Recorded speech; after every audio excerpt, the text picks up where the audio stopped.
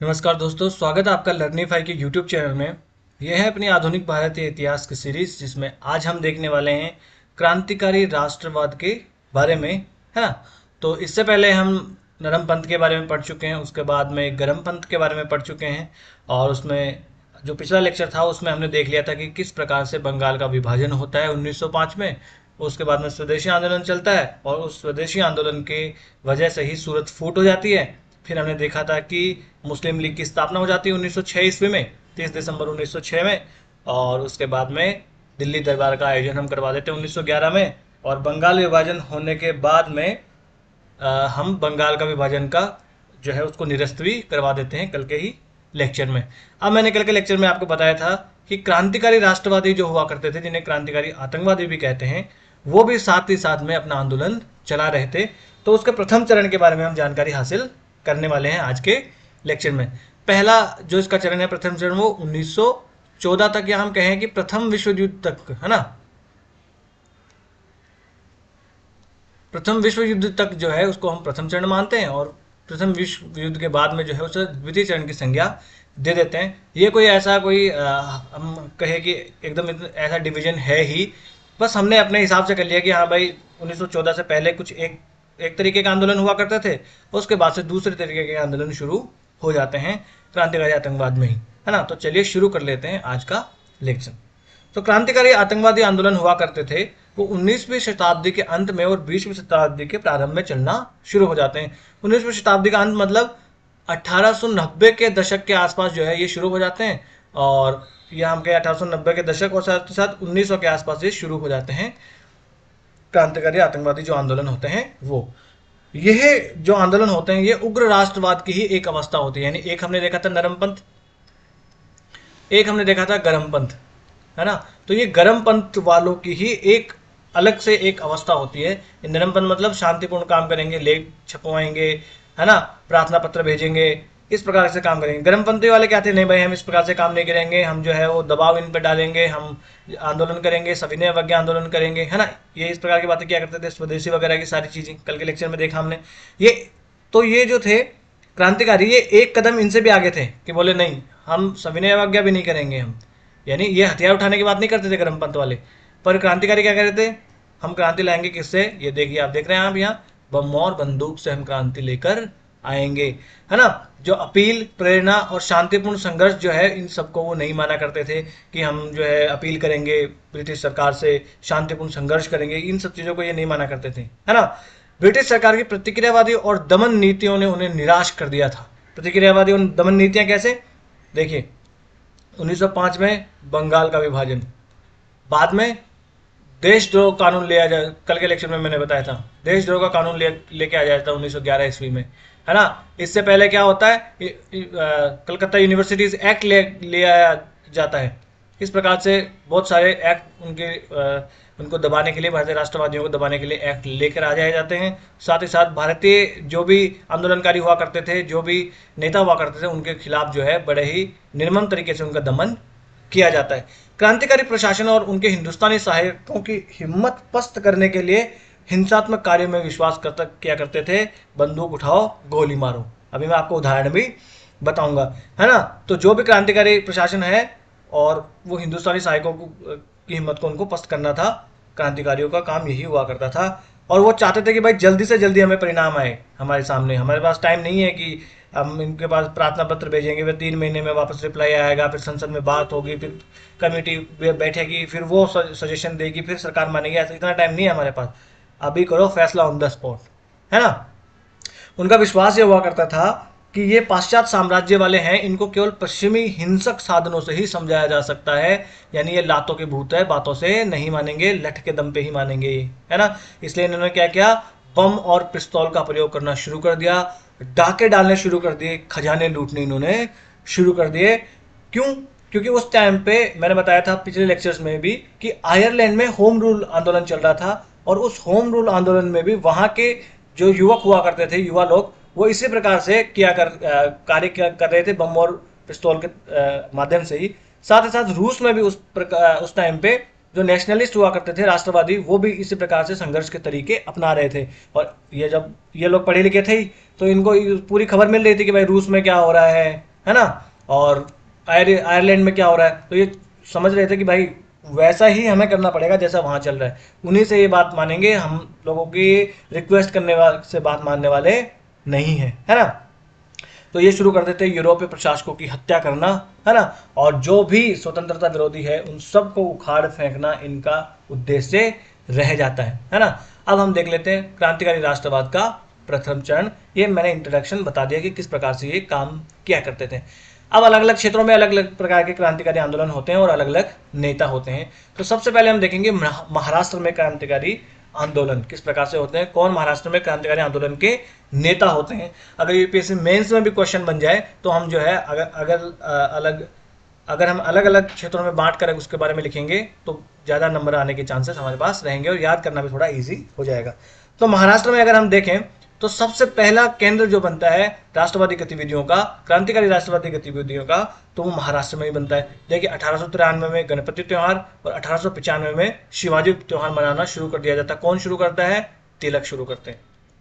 अच्छा, एक चीज कल के लेक्चर में मैंने आपको ये 1883 और 1895 बता दिया था, है 1885 बता दिया था। ये आप यहाँ पर थोड़ा सा, वैसे मैंने फिर लास्ट में बोल भी दिया था कि इसे आप कंफर्म कर लेना।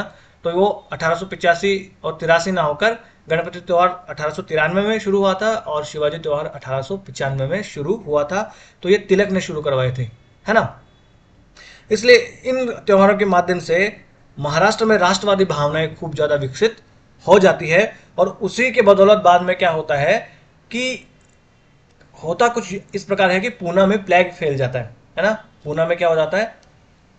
प्लेग जो है वो फैल जाता है। प्लेग क्या होता है? एक बैक्टीरियल इन्फेक्शन होता है, एक बैक्टीरियल इन्फेक्शन है। अब महामारी समझ लीजिए, जैसे कि कोविड अभी आई थी वैसे एक महामारी हुआ करती थी। उस महामारी के टाइम पर जो वहाँ के कमिश्नर हुआ करते थे, रैंड, मिस्टर रैंड जो थे वो वहाँ के प्लेग कमिश्नर हुआ करते थे।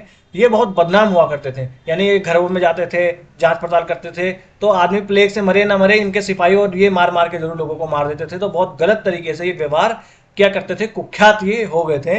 तो इन लोगों की गतिविधियों से परेशान आकर चापेकर बंधु होते हैं, दामोदर और बालकृष्ण चापेकर। ये देखिए, ये जो है ये चापेकर बंधु है।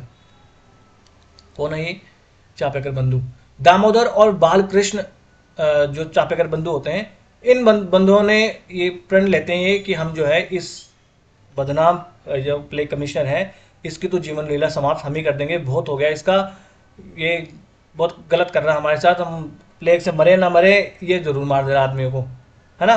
तो ये बाद में कसम खाते हैं और रैंड की हत्या कर देते हैं। तो देखिए इस प्रकार से ये शुरू हो जाता है, क्रांतिकारी आतंकवाद शुरू हो जाता है ना। क्योंकि अब ये देखिए बंदूक और बम की राजनीति करना शुरू कर देते हैं, तो गोली से उड़ा देते हैं इनको और रैंड की हत्या हो जाती है। और क्योंकि ये अमानवीय व्यवहार करते हैं भारतीय लोगों से। और इसी रैंड के बारे में तिलक ने कहा था कि आजकल नगर में प्लेग जो है, जो प्लेग फैली हुई है, अपने मानवीय रूपांतरों से अधिक दयालु है ना। जो इसके मानवीय रूपांतर मतलब ये किसकी तरफ जो इशारा था? रैंड की तरफ इशारा था कि भाई इनसे तो कम, इनसे तो मानवीय ही है, ज्यादा ही मानवीय है जो प्लेग फैली हुई है। समझ रहे हैं आप? चापेकर बंधुओं को बाद में फांसी की सजा दे दी जाती है और तिलक को सरकार विरोधी भड़काऊ भाषण देने के लिए इनको 18 मास के लिए जेल में भेज दिया जाता है। मांडले जेल जो है वहां पर इनको भेज दिया जाता है तिलक को। ये देखिए बाल गंगाधर तिलक। उसके बाद में महाराष्ट्र में और होते हैं बंधु, सावरकर बंधु, गणेश और विनायक सामोर। विनायक और गणेश दामोदर सावरकर दो भाई होते हैं। ये महाराष्ट्र में और दूसरे बंधु होते हैं जो क्रांतिकारी आंदोलन को चलाने में महत्वपूर्ण भूमिका निभाते हैं। तो शिवाजी उत्सव को मनाने के लिए 1899 में यही कौन, जो सावरकर बंधु है, ये मित्र मेला नाम का संगठन बनाते हैं, एक सोसाइटी बना लेते हैं। तो इस प्रकार की यूपीएससी क्वेश्चन पूछ लेती है कि निम्नलिखित में से कौन से नेता मित्र मेला नामक संगठन से जुड़े हुए थे? गणेश, विनायक सावरकर, चापेकर बंधु, है ना। इस प्रकार से आपको कुछ दे देंगे वो ऑप्शन।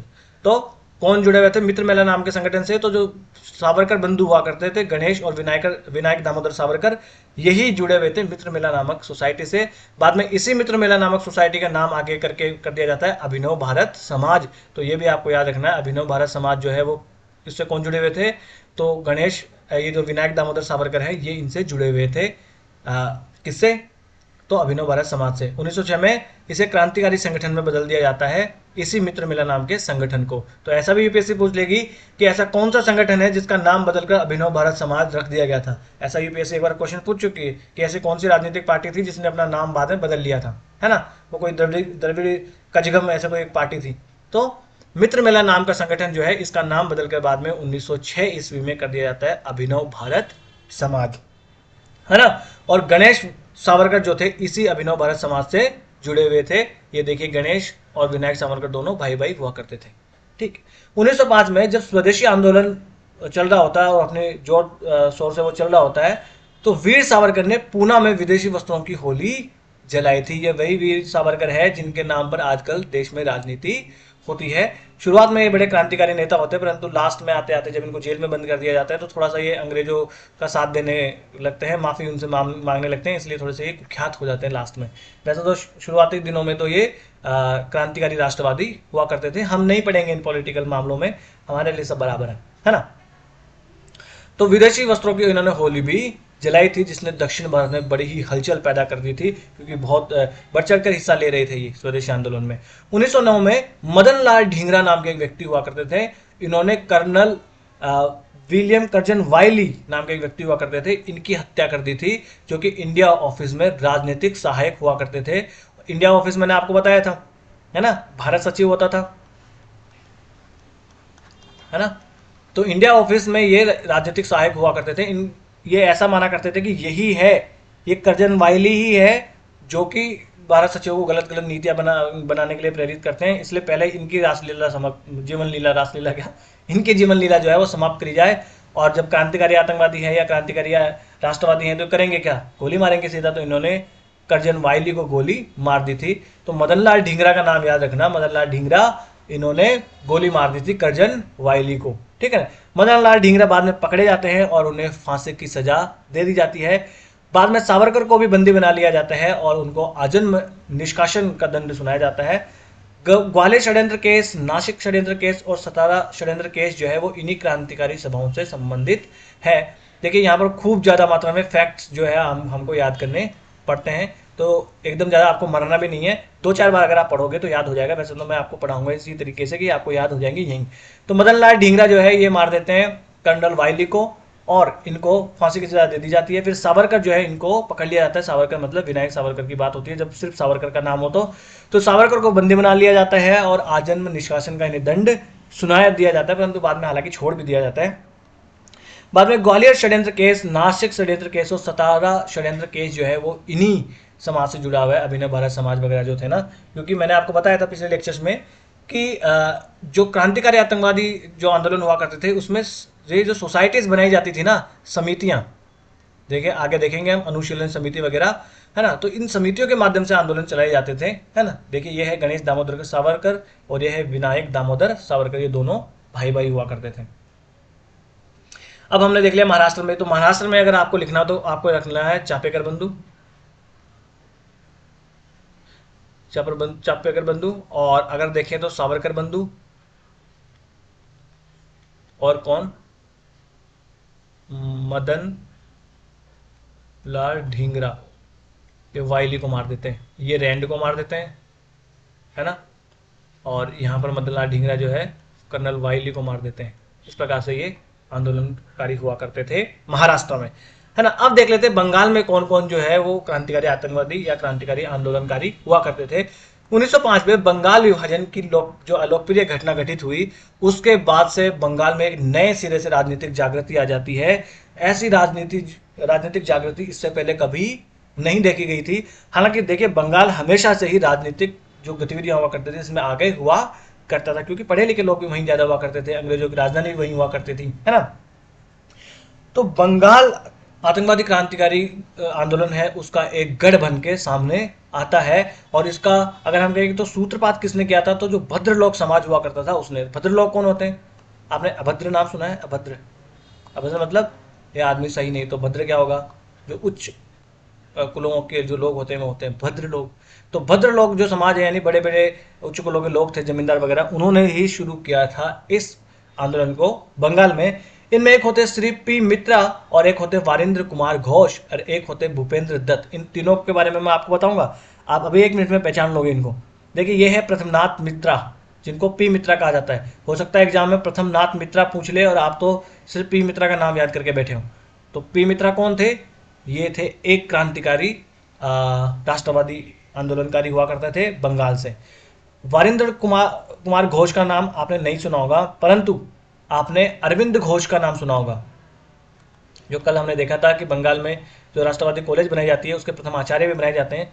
अरविंद घोष के छोटे भाई हुआ करते थे ये वारिंद्र कुमार घोष। ये बड़े क्रांतिकारी आतंकवाद, बार बार आतंकवाद नाम क्यों आ जाता है, क्रांतिकारी, ये बड़े ही क्रांतिकारी नेता हुआ करते थे। साथ ही साथ भूपेंद्र दत्त को आप नहीं पहचानते, परंतु आप नरेंद्र नाथ दत्त को पहचानते हैं? नहीं पहचानते, नहीं पहचानते। याद करिए नरेंद्र नाथ दत्त किनके बचपन का नाम था?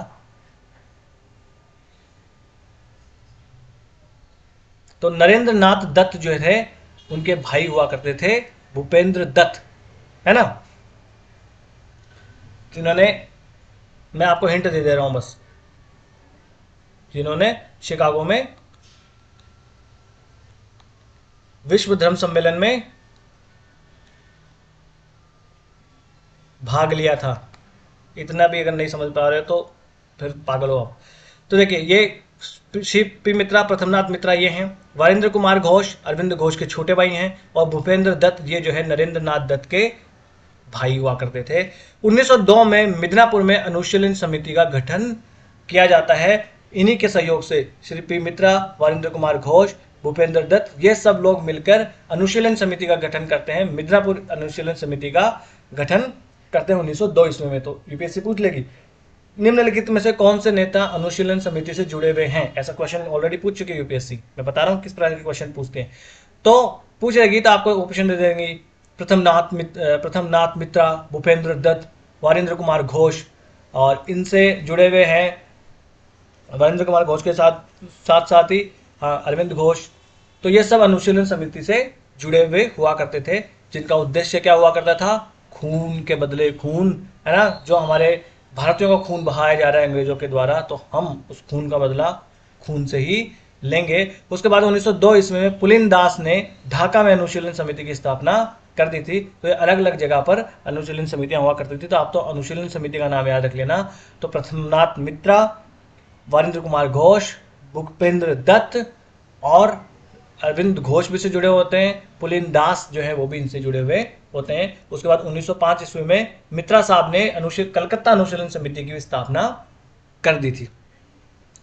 और अंग्रेज विरोधी प्रकाशन के लिए क्रांतिकारी कार्यों को संगठित करने के लिए 1902 ईस्वी में वारिंद्र कुमार घोष को भवानी मंदिर नामक पुस्तिका का प्रकाशन भी किया था। तो यूपीएससी ये भी पूछ सकती है कि भवानी मंदिर पत्रिका जो है या पुस्तिका, इसका प्रकाशन किसने किया था? तो वारिंद्र कुमार घोष ने किया था।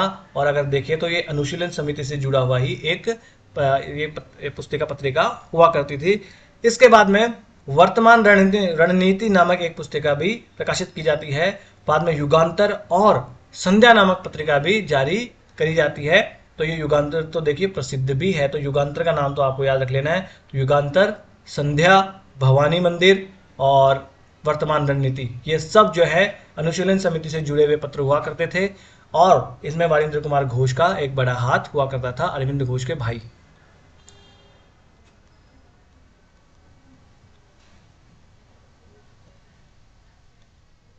ठीक है। एक अन्य पुस्तक हुआ करती थी मुक्ति कौन पाथे, यानी मुक्ति किस मार्ग से मिलेगी, है ना। भारतीय सैनिकों से क्रांतिकारियों को हथियार देने का आग्रह किया गया था इस मुक्ति कौन पाथे में। तो यूपीएससी ऐसा क्वेश्चन बना सकती है कि ऐसी कौन सी पत्रिका है। आजकल एक ट्रेंड आया यूपीएससी में क्वेश्चन पूछने का, वो बहुत लंबा सा एक इंट्रोडक्शन देगी किसी के बारे में, फिर पूछ लेगी ये कौन सी पुस्तक का ये है या कौन से व्यक्ति के बारे में है ये, है ना। तो ऐसा दे देंगी कि भारतीय सैनिकों से क्रांतिकारियों को हथियार देने का आग्रह किया गया था। निम्नलिखित में से वो कौन सी पुस्तक है? युगांतर में, संध्या में, भवानी मंदिर में, वर्तमान रणनीति में या मुक्ति कौन पाथे में? तो किसमें? मुक्ति कौन पाथे में ये दिया गया था ये अनुग्रह किया गया था, आग्रह किया गया था कि भारतीय सैनिकों से कि आप एक काम करो, जो भी क्रांतिकारी हैं इन लोगों को बंदूक वगैरह दे दो, हथियार, है ना। बंगाल के युवकों को शक्ति के प्रतीक भवानी की पूजा करने को कहा गया, ताकि वो मानसिक, शारीरिक और आध्यात्मिक साथ साथ नैतिक बल जो है वो प्राप्त कर सके, और कर्म करने पर बल दिया गया कि कर्म करो, है ना। ये है वारिंद्र कुमार घोष, अरविंद घोष के छोटे भाई, क्रांतिकारी स्वतंत्रता सेनानी को उनकी जयंती पर नमन। देखिए ये भारत सरकार की वेबसाइट से लेके आया हूं मैं। और इन्होंने देखिए ये किससे जुड़े हुए थे, तो जुगांतर या युगांतर पत्रिका 1906 में शुरू की गई थी, ये आपको याद रख लेना है। साथ ही साथ एक गुप्त क्रांतिकारी समूह हुआ करता था, है ना, उससे भी ये जुड़े हुए थे, जिसका नाम था अनुशीलन समिति। और अलीपुर बम मामले में भी ये शामिल थे, बारिंद्र कुमार घोष। तो इतना जो लिखा हुआ है इतना तो याद ही कर लेना, क्योंकि हो सकता है कोई प्रोफेसर यही चीज़ देख ले और यहीं से क्वेश्चन बना दे कि वारिंद्र कुमार घोष जुगांतर पत्रिका से जुड़े हुए थे, एक गुप्त क्रांतिकारी संगठन अनुशीलन समिति से जुड़े हुए थे, और अलीपुर बम मामले में ये सम्मिलित थे। एक सही है, दो सही है, तीनों सही है, इस प्रकार की यूपीएससी क्वेश्चन बनाती है आजकल, तो ये तीनों सही आ जाएंगे। उसके बाद हम कुछ महत्वपूर्ण तथ्य देख लेते हैं, बीच बीच में तथ्यों का तड़का।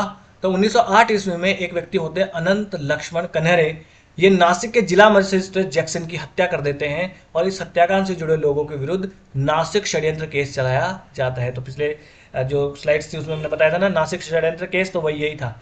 अनंत लक्ष्मण कन्नरे जो थे, इन्होंने नासिक के जिला मजिस्ट्रेट को मार दिया था, जिनका नाम होता है जैक्सन। तो जैक्सन की हत्या करने के नाम की वजह से इसका नाम दे दिया गया केस का नासिक षड्यंत्र केस।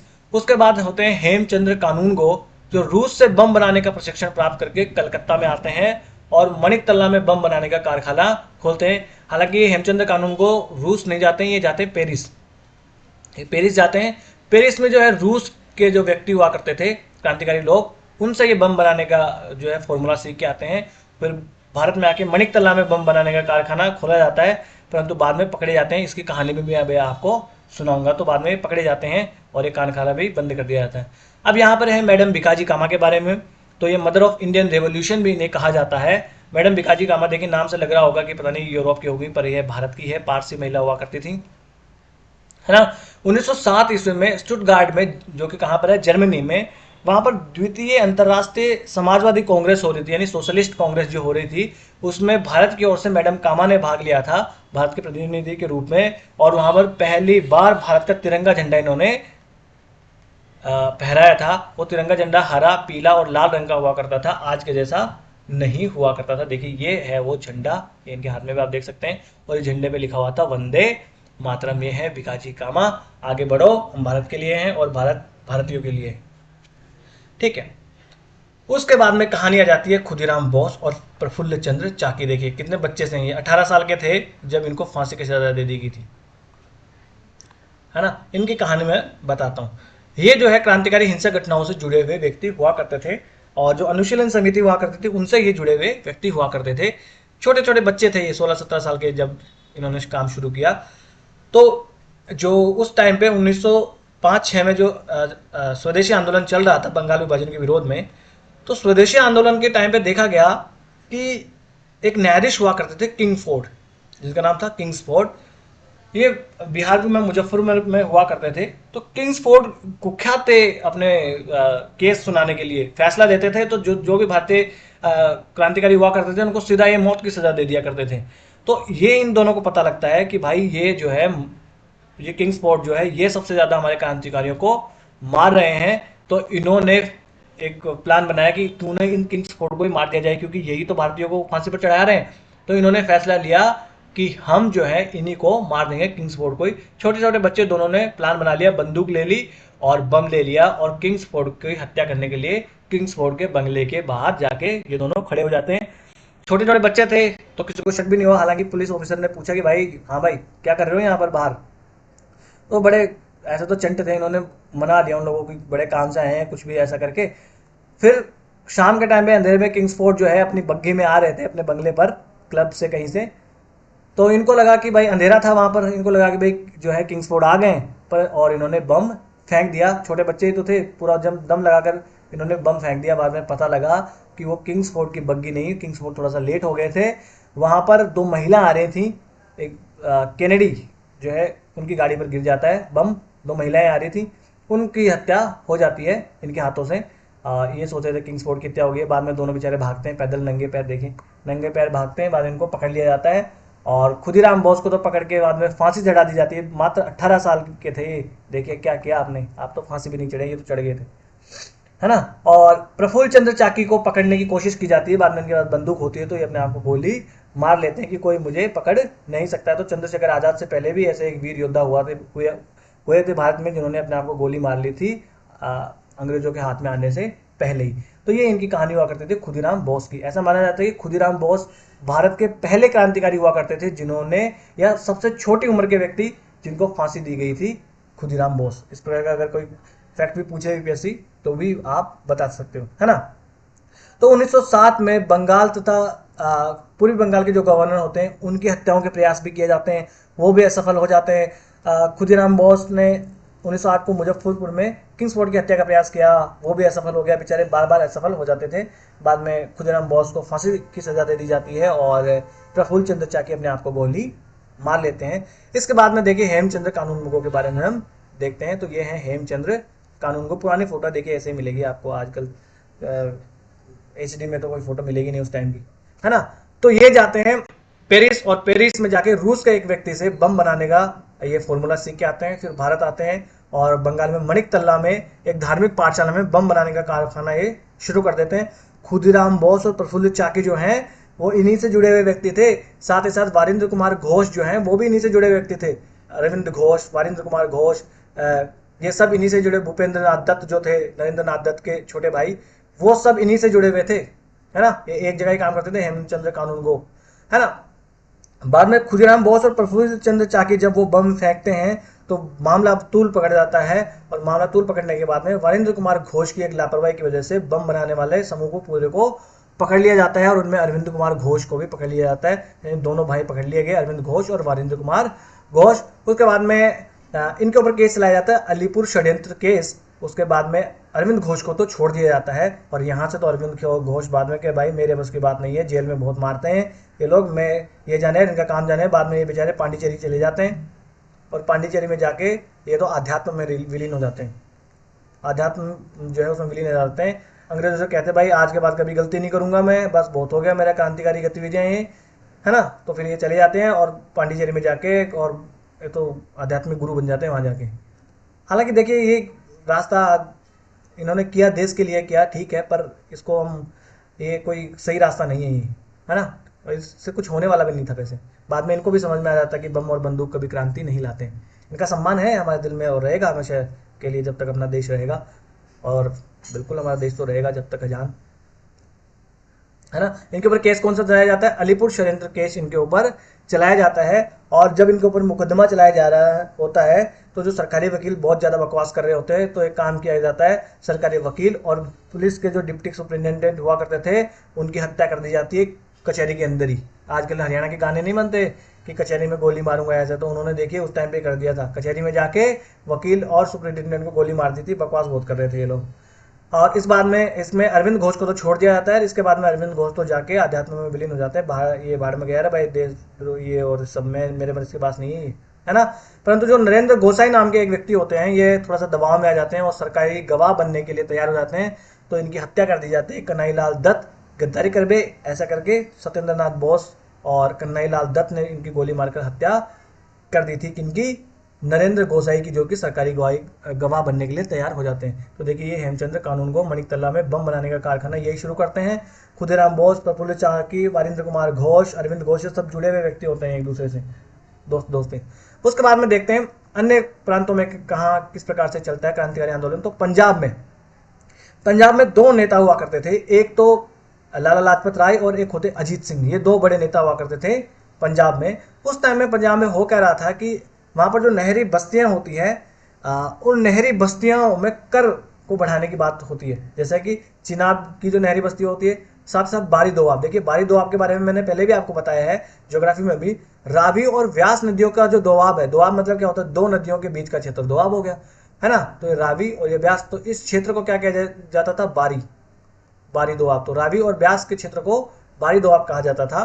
तो उन क्षेत्रों में जो है भू राजस्व बढ़ा दिया जाता है और इसकी वजह से ग्रामीण जनता में रोष उत्पन्न हो जाता है। हालांकि उसके बाद में पंजाब सरकार की बात नहीं मानकर केंद्र सरकार जो है वीटो के माध्यम से इसको रद्द कर देती है, परंतु वहाँ पर फिर भी जो है मामला तूल पकड़ जाता है और वहाँ के जो दो नेता होते हैं लाला लाजपत राय और सरदार अजीत सिंह, इनको गिरफ्तार करके बंदी बना लिया जाता है। बंगाल के रास बिहारी बोस होते हैं, वो पंजाब के जो भी क्रांतिकारी थे उनसे जुड़े हुए रहते हैं और उनके मध्य एक बंगाल और पंजाब के बीच क्रांतिकारियों के बीच सेतु का जो काम करते हैं वो करते हैं रास बिहारी बोस। के बारे में इनकी कहानी में भी मैं बताऊंगा आपको। और इन्हीं रास बिहारी बोस की प्रेरणा से दिल्ली में एक बहुत ही बड़ी आतंकवादी घटना को अंजाम दिया गया था। देखिए ये है सरदार अजीत सिंह संधू, इनके बारे में आप थोड़ा सा देख लीजिएगा, है ना। तो रास बिहारी बोस के बारे में हम देख लेते हैं। इन्हीं रास बिहारी बोस की प्रेरणा से 1912 ईस्वी में भारत के वायसराय हुआ करते थे लॉर्ड हार्डिंग, उनके जुलूस पर दिल्ली में बम फेंक दिया जाता है, परंतु हार्डिंग तो बच जाते हैं, बच बहुत जाते थे। एक तो ये पता नहीं इनका निशाना ठीक से नहीं होता था, हर बार बच जाते थे। हार्डिंग बच गया पर उसका महावत मारा गया, है ना। और इसके बाद में अवध बिहारी, अमीरचंद बालमुकुंद और अमीरचंद बालमुकुंद, वसंत कुमार, इनको तो पकड़ लिया जाता है, परंतु रास बिहारी बोस यहाँ से भाग जाते हैं और जापान भागने में ये कामयाब हो जाते हैं। और आपको याद होगा कि जब इंडियन नेशनल आर्मी बनती है, आईएनए, जिसे आज़ाद हिंद फौज कहते हैं, आज़ाद हिंद फौज, तो आज़ाद हिंद फौज बनाने में इन रास बिहारी बोस का एक महत्वपूर्ण योगदान हुआ करता था। 1905 में ये क्रांतिकारी गतिविधियों से जुड़े थे। 1908 में अलीपुर बम धमाके से जो है बाद में ये बंगाल को छोड़ देते हैं और 1911 में लॉर्ड हार्डिंग पर ये बम फेंकते हैं, पर बच जाता फिर इस बार भी और महावत मर जाता उसका। 1916 में जापान भाग जाते हैं, वहाँ की नागरिकता ले लेते हैं और वहाँ की एक महिला से जो है शादी कर लेते हैं। दिल आ जाता है इनका, तोशिको नाम की एक महिला होती है, उनसे ये शादी कर लेते हैं। और 1942 ईस्वी में इंडियन इंडिपेंडेंस लीग की स्थापना करने भी महत्वपूर्ण भूमिका निभाते हैं सुभाष चंद्र बोस के साथ मिलकर। किसके साथ मिलकर? सुभाष चंद्र बोस के साथ मिलकर। तो ये हुआ करते थे रास बिहारी बोस।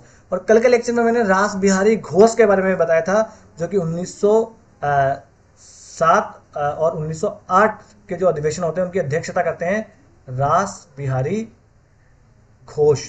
तो याद रखना ये दोनों अलग अलग है। बोस जो थे इनको याद रखना, सुभाष चंद्र बोस, बोस तो ये क्रांतिकारी हुआ करते थे और घोष जो है ये नरमपंथी हुआ करते थे, ये बेचारे नहीं करते थे ऐसा काम, है ना। बाद में 21 जनवरी 1945 की इनकी मृत्यु हो जाती है जापान में ही। ठीक है, ये रास बिहारी बोस के हमने बारे में जान लिया। उसके बाद अगर देखें तो विदेशों में क्रांतिकारी आंदोलन किस प्रकार से चल रहे थे। विदेशों में रहकर भी क्रांतिकारी आंदोलन चलाए जा रहे थे भारत की आज़ादी के लिए, है ना। तो 20वीं शताब्दी के प्रारंभ से ही, यानी 1900 के प्रारंभ से ही विदेशों में जड़ें जमा लेते हैं भारत के जो राष्ट्रवादी होते हैं वो। और 1904 के बाद में तो बहुत वहाँ पर इस दिशा में बड़ी तेजी आ जाती है। 1902 में अभिनव भारत जो है उसकी स्थापना कर देते हैं लंदन में। वीर सावरकर जो थे वो लंदन में स्थापना कर देते हैं अभिनव भारत समाज की, है ना। भारत में भी हमने बताया था अभिनव भारत समाज, अभिनव भारत की स्थापना कर देते हैं। साथ ही साथ 1905 ईस्वी में श्यामजी कृष्ण वर्मा ये लंदन में इंडिया हाउस, साथ ही साथ होम रूल सोसाइटी की स्थापना कर देते हैं। याद रखना, होम रूल आंदोलन नहीं कह रहा हूं मैं, होम रूल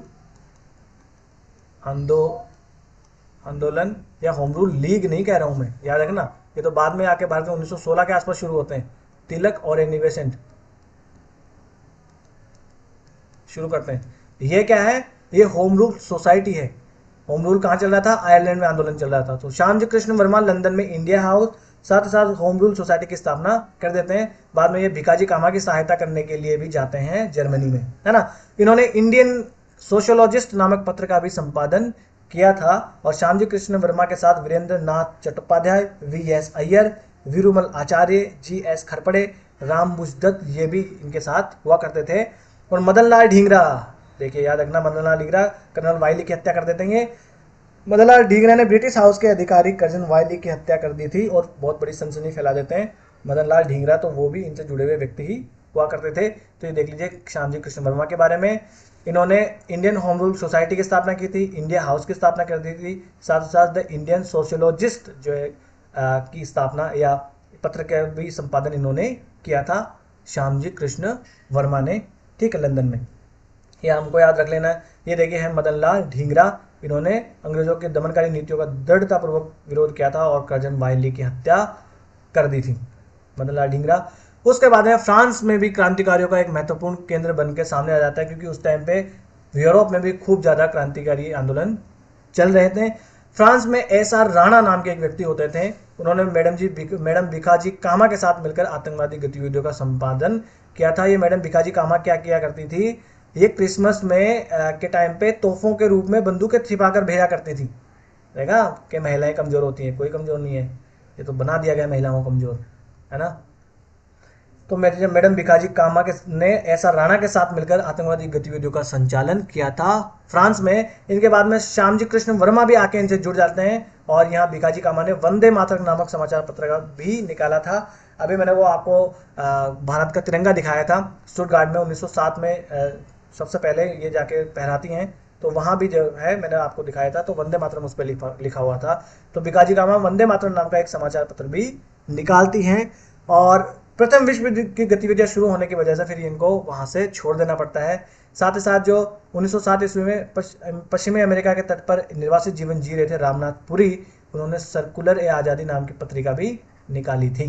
ये देखिए मैडम भिखाजी कामा दादा भाई नौरोजी की सचिव हुआ करती थी, है ना। और 1907 में स्टटगार्ट में सबसे पहले जर्मनी में जो वहां पर सोशलिस्ट कांग्रेस हो रही थी दूसरी, उसमें उन्होंने पहली बार भारत का तिरंगा झंडा लहराया था। ये आपको याद रख लेना है, ठीक है।